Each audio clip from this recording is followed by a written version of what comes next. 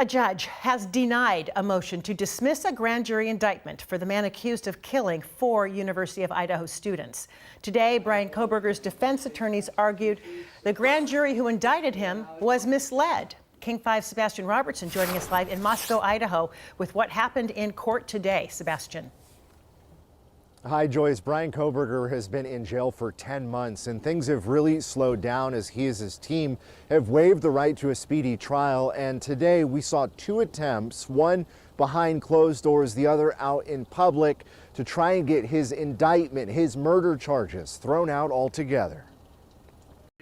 Bryan Kohberger and his attorneys are on the defensive, fighting the way murder charges were brought against him. In a motion to dismiss, Kohberger's attorneys argue that the secret grand jury convened in May was misled as to the standard of proof required to indict, that they were read the wrong instructions. They want the indictment thrown out and a preliminary hearing held in its place. It's an arcane and fairly technical type of legal issue. From my perspective as a defense attorney, it's a very interesting argument, but I don't know that it's a winnable argument. Bryan Kohberger, a WSU grad student of criminology, is charged with 4 counts of murder and 1 of burglary in the stabbing deaths of Kaylee Gonsalves, Madison Mogan, Ethan Chapin, and Zanik Kernodle in November of 2022.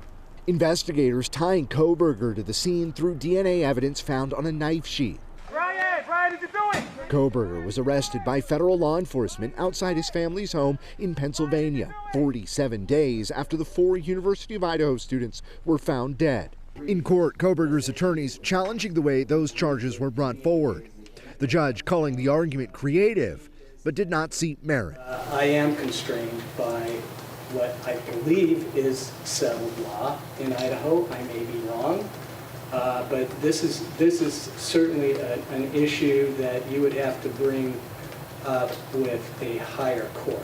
I think the argument is good, but I can't go that far, not today. So, Sebastian, there were 2 motions argued today to dismiss the indictment. What do we know about that second one?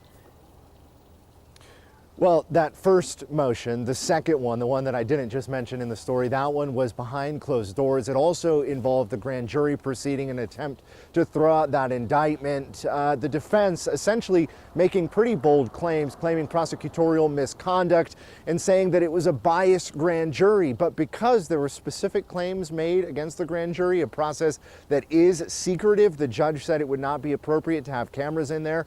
And for now, we don't know what happened. And if there is a written ruling, we may not know what was ruled or why unless those documents are unsealed. As for both of those, written rulings are expected to come in a few weeks' time. In Latah County, Idaho, Sebastian Robertson, King 5 News. Thank you.